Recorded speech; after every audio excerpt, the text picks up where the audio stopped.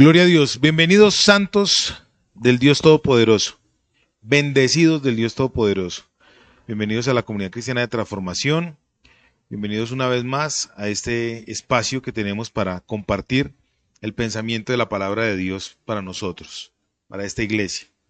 Gracias damos a Dios por ustedes, por estar con nosotros y por apoyar este ministerio. Hoy vamos a continuar con la temática, la serie que hemos tratado, que hemos llamado, que hemos titulado El conocimiento que da poder.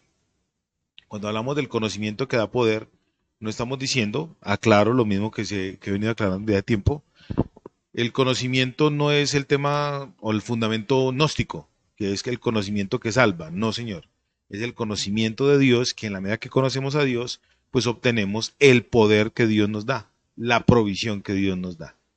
Entonces, como base teológica, vamos a seguir trabajando la segunda epístola del apóstol Pedro, capítulo 1, versos del 1 al 7. Para los que están fuera, los que no están con nosotros acá en el auditorio, en pantalla van a apreciar la lectura. Nosotros tenemos como base la Reina Valera, la Biblia, Reina Valera, traducción Reina Valera de 1960. Entonces vamos a leer en el nombre de nuestro Señor y Salvador Jesucristo, con la bendición del Dios Padre Todopoderoso y la unción gloriosa del Espíritu Santo. Dice así: Simón Pedro, siervo y apóstol de Jesucristo, a los que habéis alcanzado por la justicia de nuestro Dios y Salvador Jesucristo, una fe igualmente preciosa que la nuestra. Gracia y paz os sean multiplicadas en el conocimiento de Dios y de nuestro Señor Jesús. Como todas las cosas que pertenecen a la vida y a la piedad nos han sido dadas por su divino poder, mediante el conocimiento de aquel que nos llamó por su gloria y excelencia, por medio de las cuales nos ha dado preciosas y grandísimas promesas, para que por ellas llegaseis a ser participantes de la naturaleza divina, habiendo huido de la corrupción que hay en el mundo a causa de la concupiscencia. Vosotros también, poniendo toda diligencia por esto mismo, añadid a vuestra fe virtud, a la virtud conocimiento, y al conocimiento dominio propio, al dominio propio paciencia, y a la paciencia piedad, a la piedad afecto fraternal, y al afecto fraternal amor. Palabra de Dios. Muy bien. Vamos nuevamente a contextualizar históricamente para poder saber cómo vamos a darle la aplicación a este mensaje hoy. Conocimiento que da poder. Dios, en la medida que nosotros lo conocemos, adquirimos algo bien bueno que es de parte de Dios, y es el poder de Dios.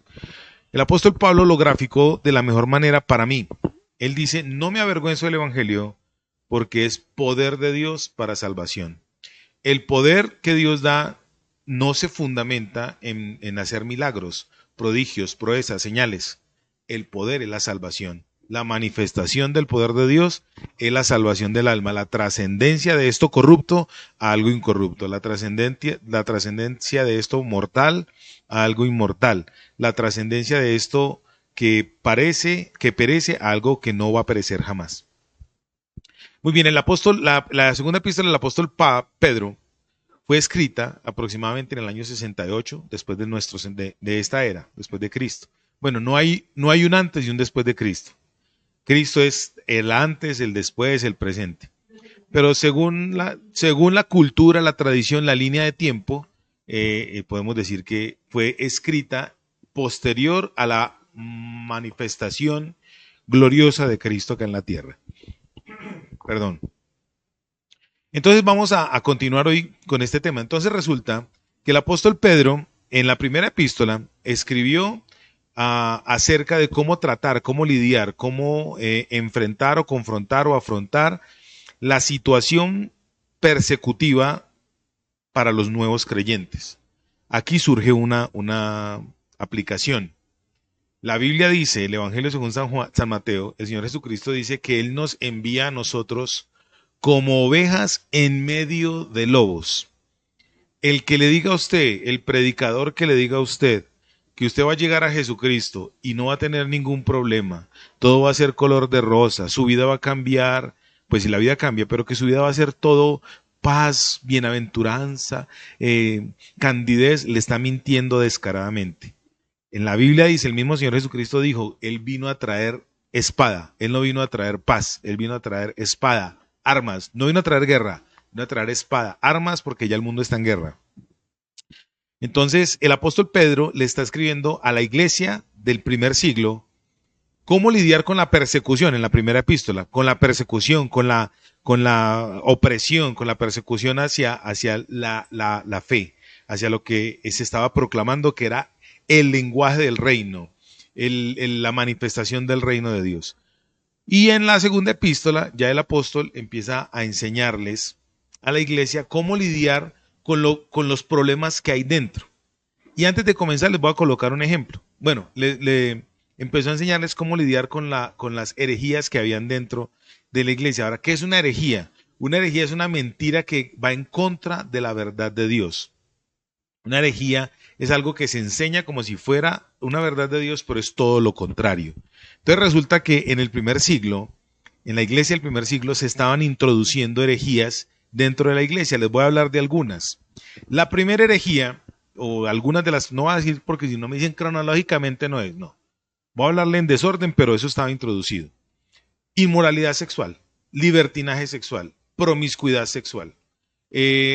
Conocimiento o salvación a través del conocimiento, o sea, se estaba enseñando que eran acerca de rituales, según el ritualismo judaico de esa época, entonces era la salvación. La falta de fe, la salvación no era por fe, sino por el ejercicio de las obras. Se enseñaba que Dios lo hacía todo en el sentido de pereza, o sea, yo ya no tengo que hacer nada. Hoy eso es algo controversial, pero enseguida lo vamos a mirar. Todavía se ven. Bueno.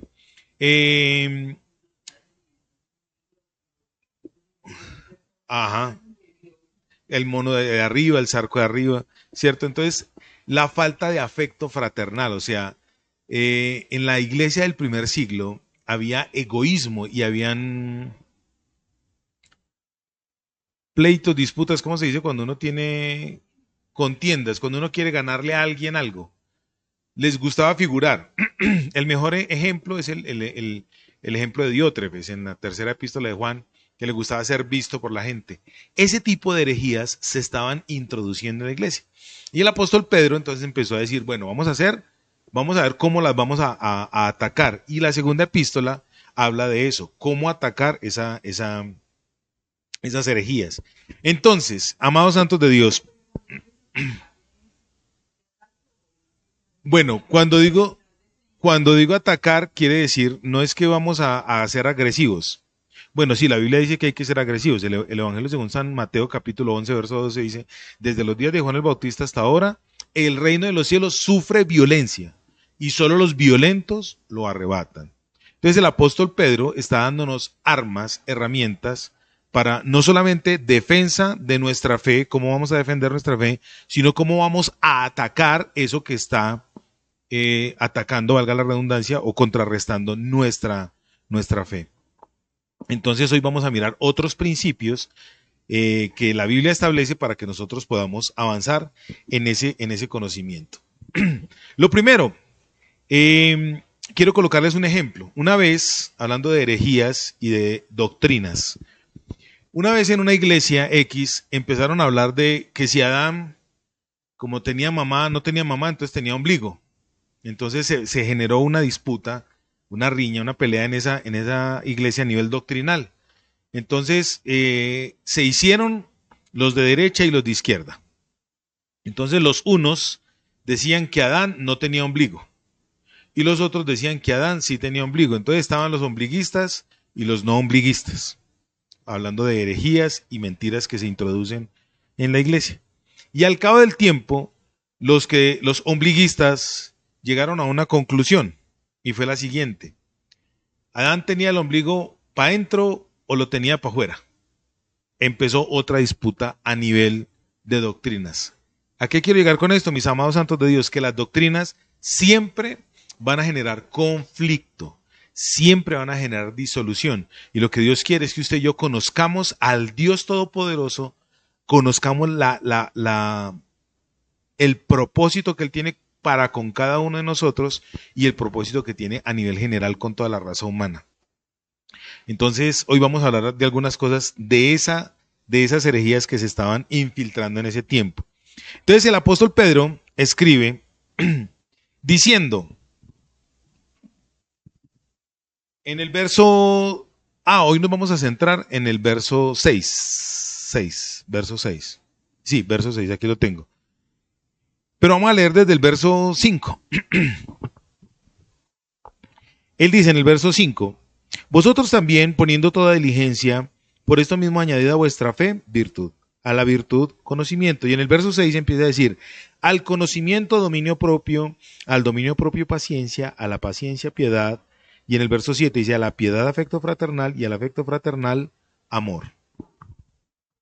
Cuando el apóstol Pedro está diciendo que añadamos, él está diciendo que añadir no es sumar. Quiero hacer una claridad en esto.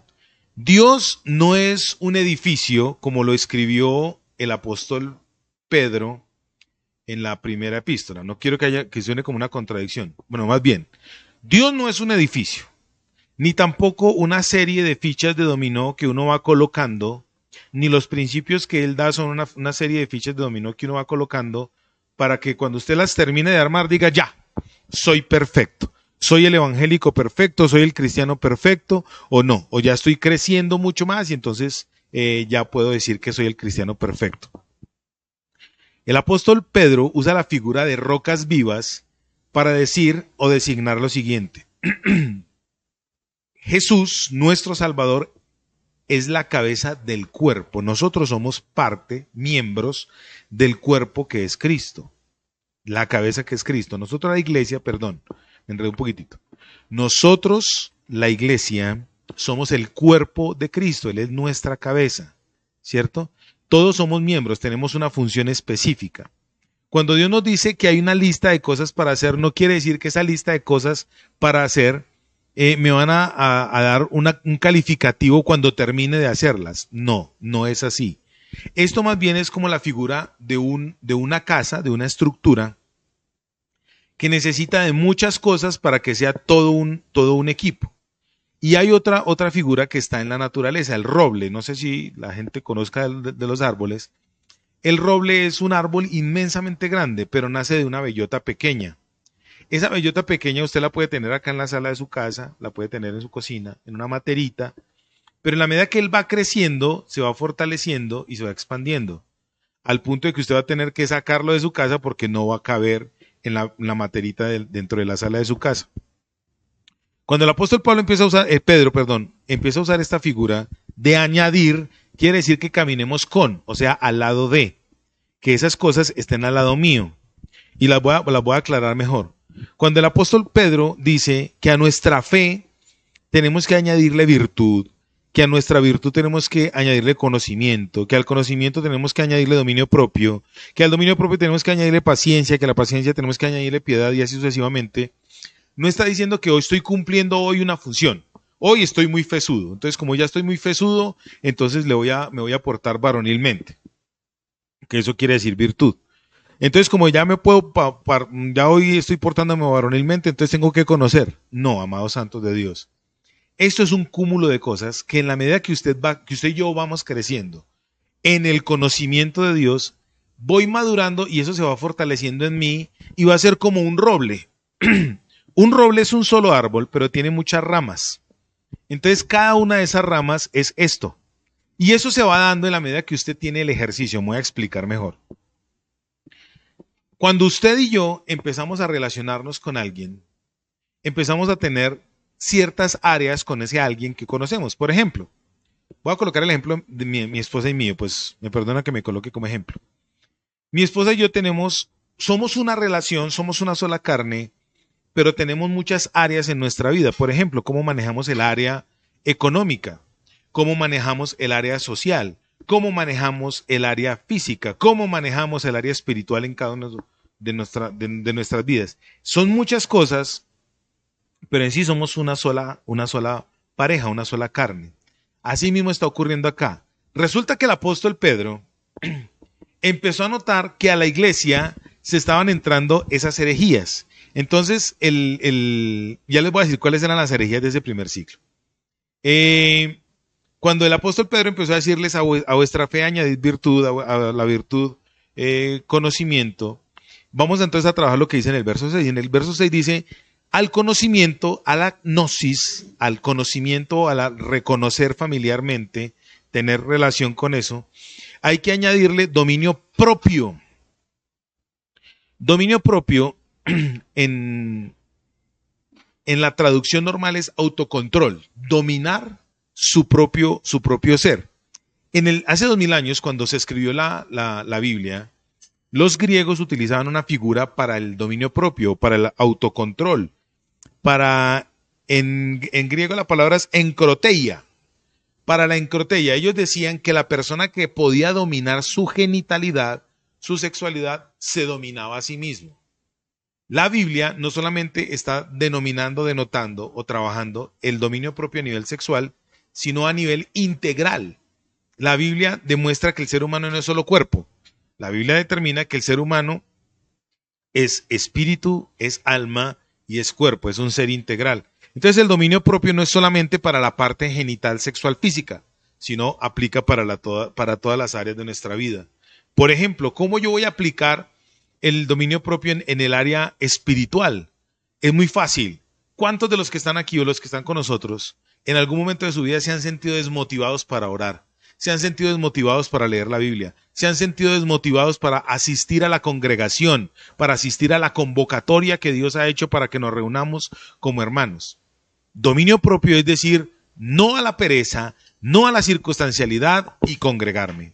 Decirle no al desánimo para leer Biblia y leer Biblia. Decirle no al desánimo o a la postergación. Mañana oro. No, hacerlo en el momento que es. Por eso dice el apóstol Pedro, ser diligentes con esto, diligentemente añada, sume a lo que está pasando. Entonces, dominio propio en la parte espiritual, dominio propio en la parte física. ¿Cuántos tienen un cuerpo así de Adonis como yo y quisieran tenerlo mejor? Pero postergan, les da pereza hacer el ejercicio, la caminadita, lo que sea. Dominar físicamente no es solamente la parte genital.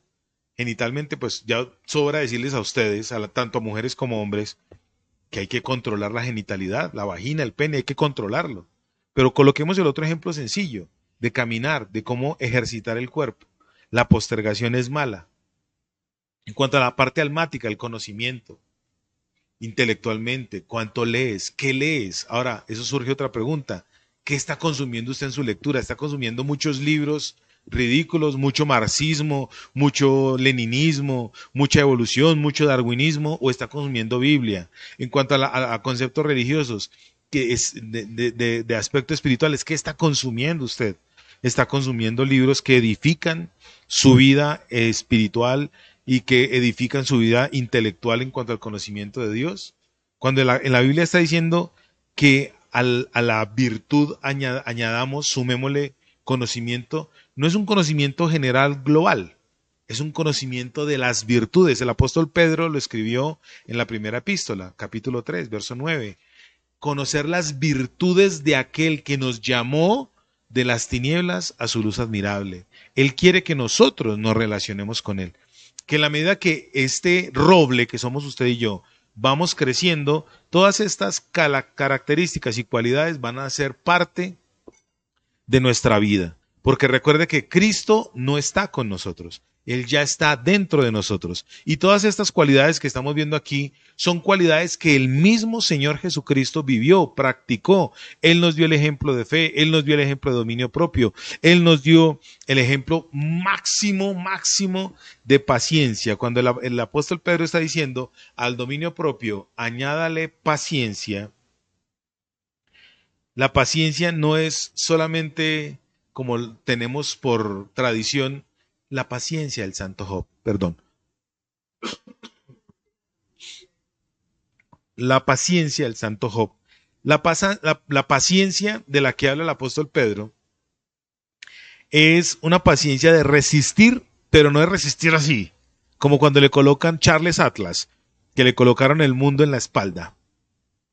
De resistir, no. Lo que está diciendo la Biblia aquí, esa paciencia es resistencia o aguante, pero con una actitud alegre.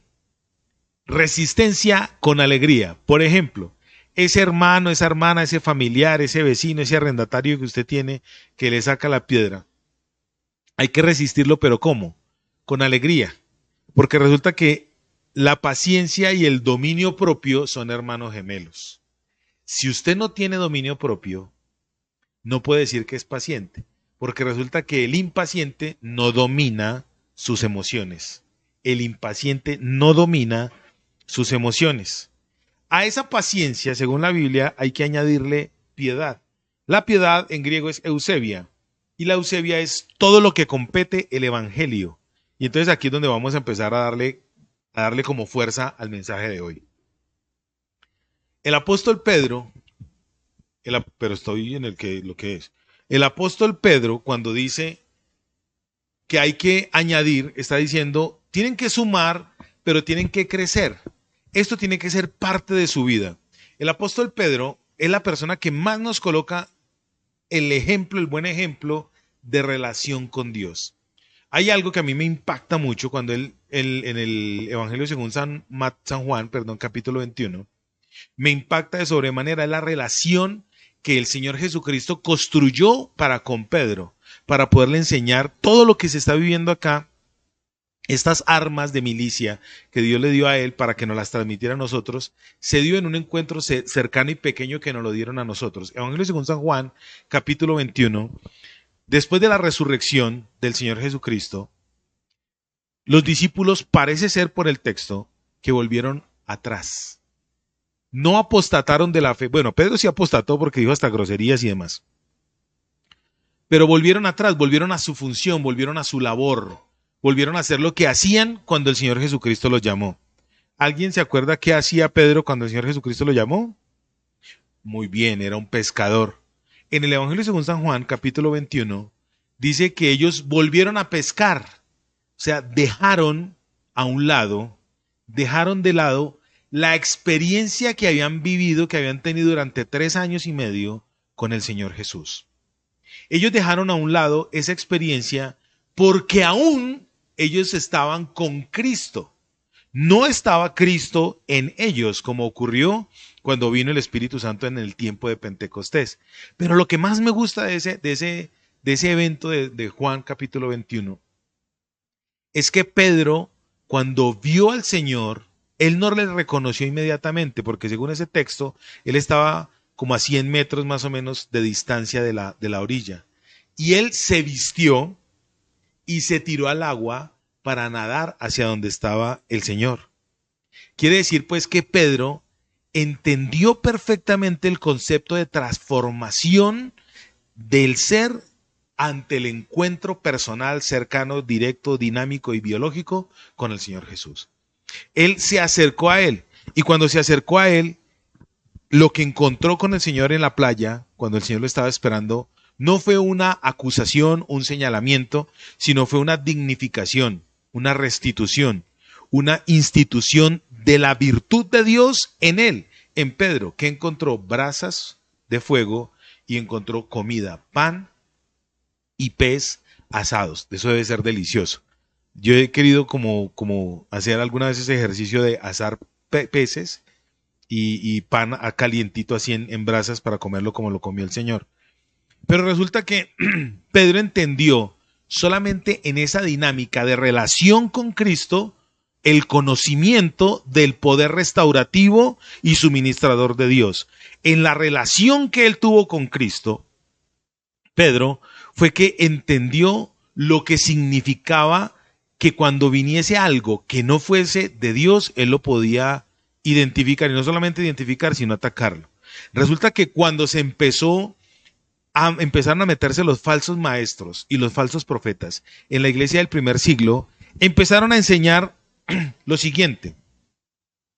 Empezaron a enseñar que la fe, la salvación por fe no era necesaria. Empezaron a enseñar que la salvación simplemente podía ser como se hacía a través del ritual judaico del día de Yom Kippur, una vez al año, de De las obras, sí, de las obras, como por ejemplo, anualmente el día de Yom Kippur cogían el corderito, le ponían su mano y supuestamente le transferían sus pecados y el corderito iba a ser cortado. Similar a lo que ocurre con la iglesia tradicional de hoy en día.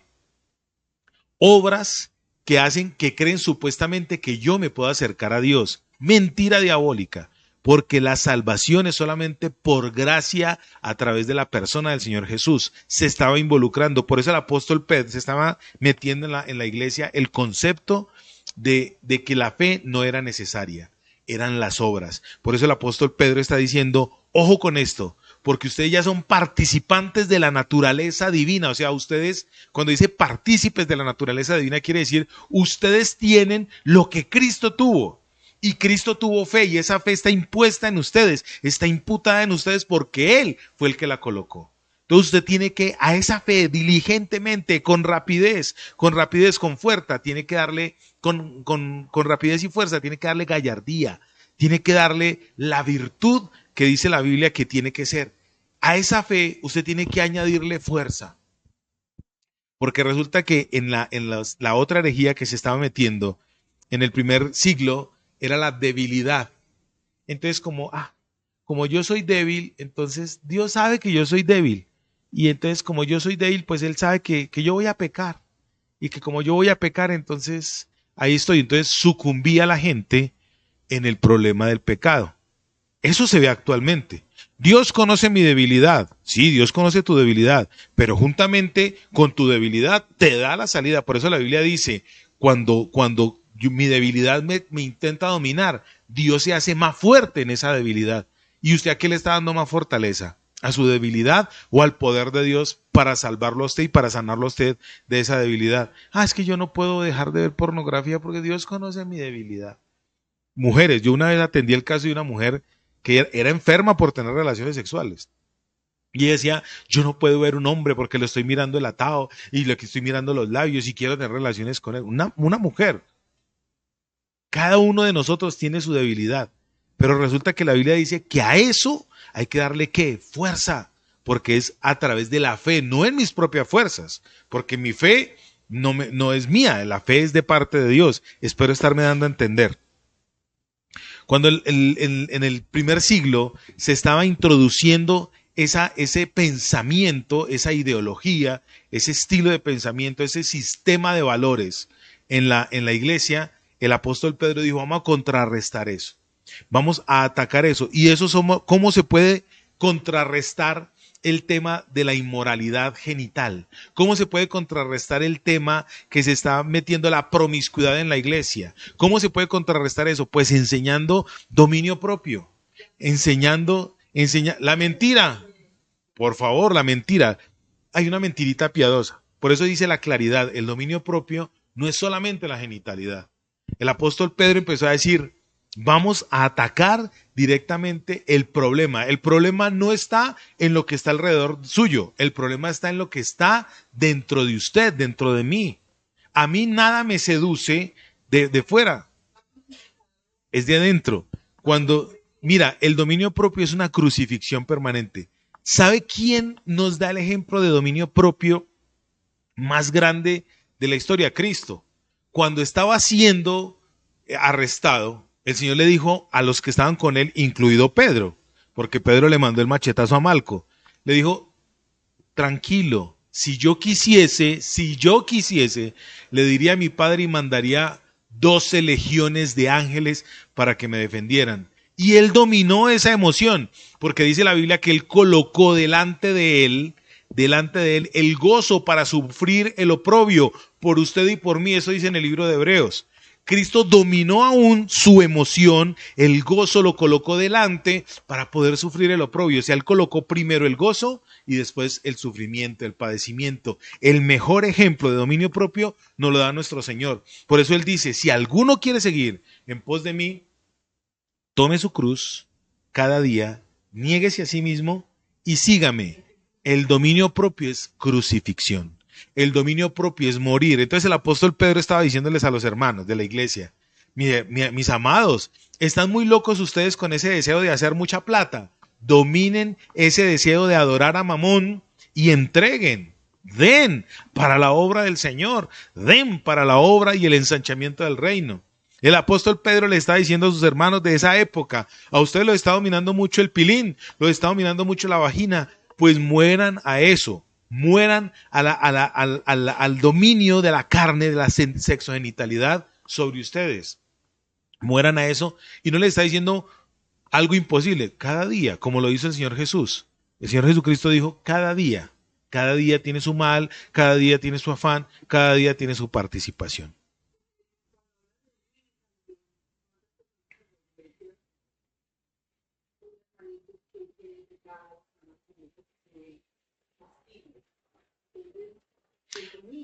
El dominio es aprender a aceptar. Aquí hay un ejemplo que me coloca mi teleprompter. ¿Cuántas personas en la iglesia hay un hermano, una hermanita consagrados a Dios, que quieren servir al Señor, que están ahí, pero otros que no aceptan esa humildad, esa entrega, son intolerantes? Eso también es dominarse. No toleran la forma de hablar de esa persona, no toleran la forma de expresarse de esa persona. Eso también es dominio propio. Por eso el dominio propio, santos de Dios, y la paciencia son hermanitos. El dominio propio y la paciencia son hermanos gemelos.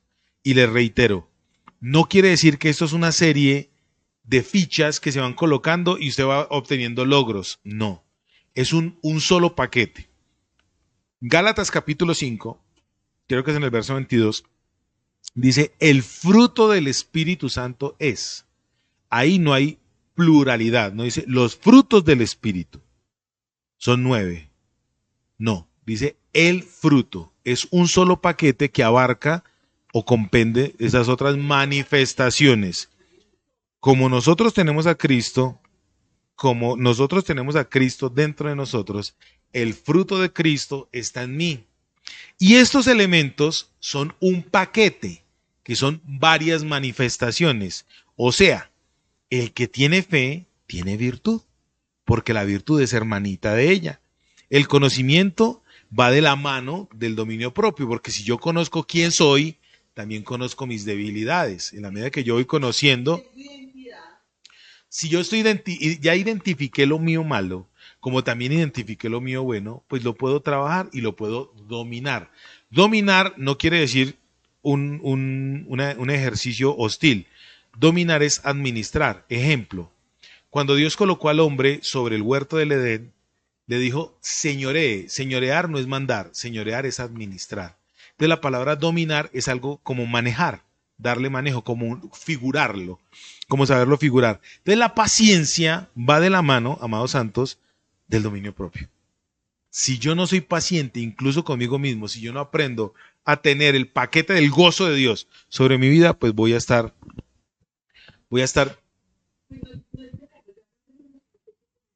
ejercerlo. Estos son ejercicios que para que se manifiesten yo ¿qué tengo que hacer? Y entonces ahí es donde va a surgir la pregunta. Pero lo que hace que me estoy metiendo con Dios es donde más tentado estoy. Pues obvio, porque se está manifestando algo que hay en usted, que necesita dominar. En el hombre que deberíamos matar, me gusta eso. En el hombre que deberíamos matar está eso. Por ejemplo, el que es muy mentiroso, no lo vamos a llevar solamente a la parte genital. El que practica mentirita, mucha mentirita. Yo no quiero decir mentiras, pero resulta haciéndolo. ¿Qué hay que hacer con ese hombre que miente? Crucifíquelo. Que si no tiene nada que hablar con alguien, pues amado, no hable. Si no hay que hablar, no hay que hablar. Si no hay que hablar, no hay. Resulta que lo que está aquí y lo que está aquí se expresa por aquí. Lo que está en la mente, lo que está en el corazón, se expresa por la boca. Dice el Señor Jesús que en tu hablar tu sí sea sí y tu no sea no. Dice el texto, lo que es más de esto, de mal procede. O sea, es satánico. Amados santos de Dios, es un cumulito de cosas que usted como creyente va a aprender a desarrollar, que usted y yo como creyentes vamos a aprender a desarrollar. Resulta que nosotros somos los que pensamos que tengo que practicar esto. Pero les voy a colocar otro, lo que dice en el verso 7 para ir ya terminando. Al conocimiento, a la piedad, que es el evangelio, el cúmulo del evangelio, el concepto global del evangelio. Al evangelio hay que practicarle o ponerle el afecto fraternal. En el verso 7 hay dos principios. El primero, afecto fraternal, y el segundo, amor. De las herejías que se estaban introduciendo en ese tiempo sobre la iglesia o dentro de la iglesia, de las herejías que se estaban introduciendo en ese tiempo, una de las más grandes era que se estaba enseñando a ser indiferente con el dolor ajeno. Evangelio según San Mateo, capítulo 9, dice que el Señor vio al pueblo de Israel como ovejas que no tenían pastor. La indiferencia. Resulta que la falta de afecto fraternal es indiferencia. Y las herejías que se estaban introduciendo en ese tiempo en la iglesia hace 2000 años, la iglesia del primer siglo, era la indiferencia. ¿Por qué? Porque resulta que se creía que como yo ya era salvo, lo demás no importaba. Como yo era salvo, entonces no importaba lo demás. Hay un dicho por ahí que el primero yo, segundo yo, tercero yo, y si sobra alguna cosita, es para mí. Resulta que eso se estaba involucrando, se estaba colando en la iglesia del primer siglo. Había indiferencia. Lo contrario, santos de Dios, al amor no es el odio. Lo contrario al amor, según la Biblia, es la indiferencia. Lo contrario a la fe, según la Biblia, no es la falta de fe o la duda o la incredulidad. Lo contrario a la fe es el temor. Asimismo, lo contrario a... Yo me enredé. Lo contrario a la fe es el temor. Y lo contrario al amor es la indiferencia. El Señor está diciendo, si usted es una persona de fe, que se comporta con las características del que tiene la verdadera religión, porque la Biblia lo dice, el apóstol Santiago dice, nosotros tenemos una religión que se manifiesta a través de los hechos, a través de las acciones. Así que si usted y yo estamos incurriendo en lo que antes éramos, estamos negando nuestra fe. Si yo no hago nacer, resucitar, vivir a Cristo en mí, entonces yo simplemente estoy rindiéndole culto a mi propio ser, a mi propio ego. Cuando Cristo está en mí, Él hace que brote, que nazca, que emerja el don de Dios que está para mi vida.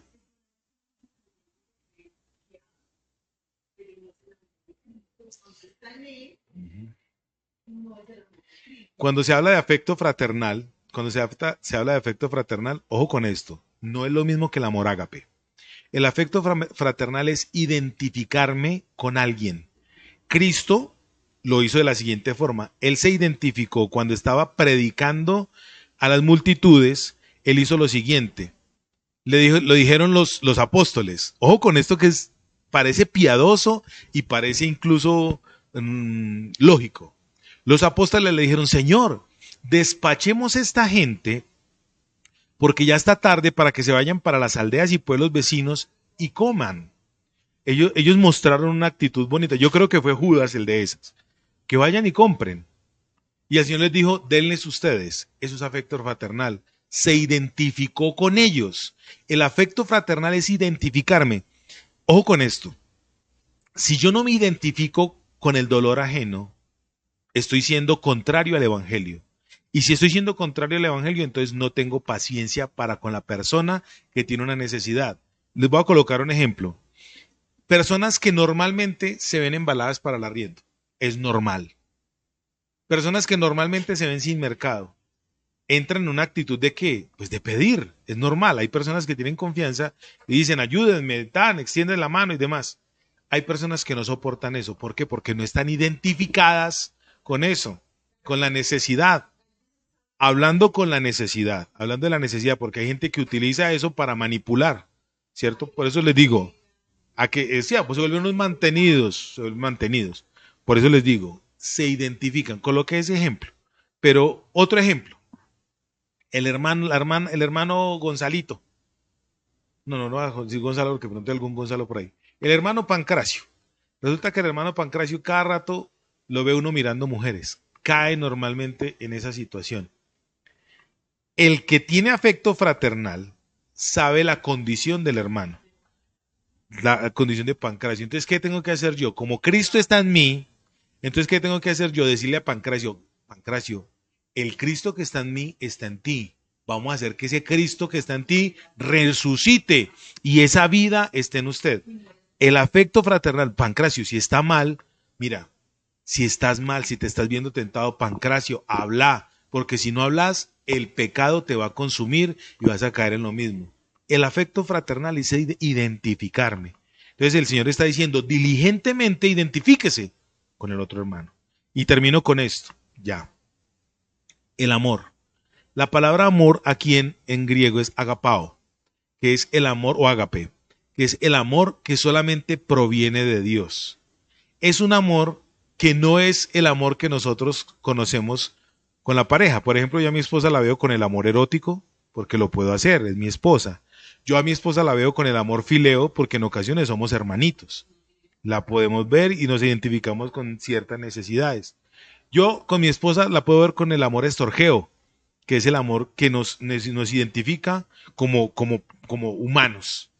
Pero el amor ágape es el amor que se da, se entrega sin esperar nada a cambio. Y les voy a colocar el ejemplo del Evangelio según San Juan, capítulo 21. Pedro, ¿me amas? Le dice el Señor. El Señor le dice a Pedro, Pedro, me ha agapao. Y Pedro le dice, Señor, te fileos. O sea, Pedro le dijo, me identifico. Pero el Señor le estaba diciendo, ámame incondicionalmente, entrégate.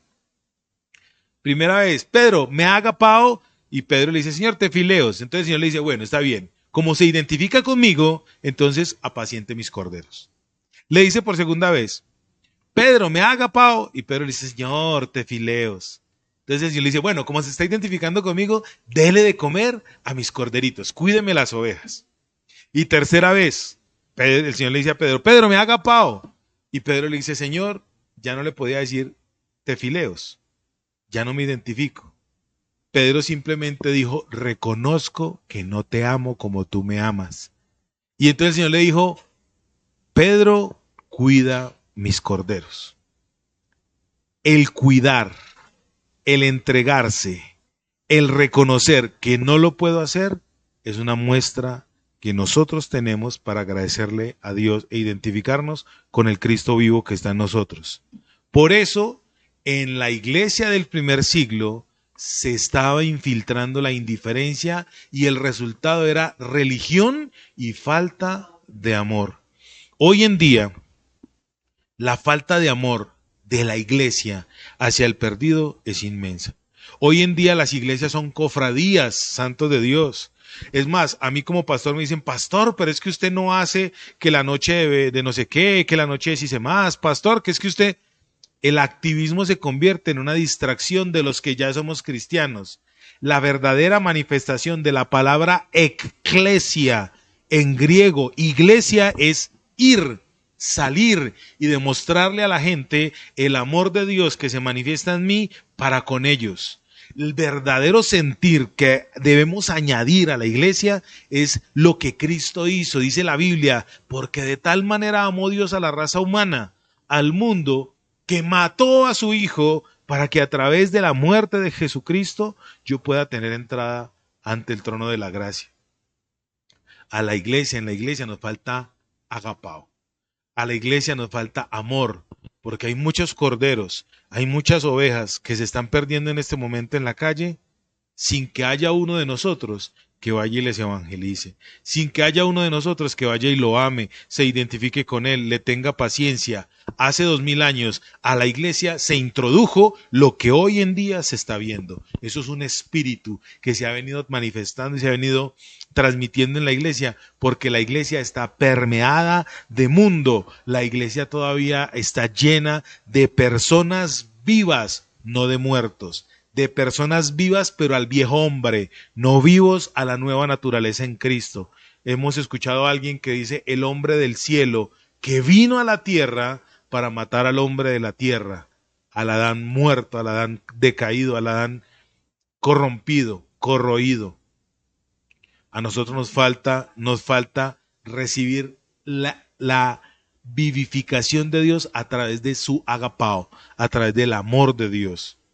Nosotros no estamos viviendo. Nosotros no estamos viviendo.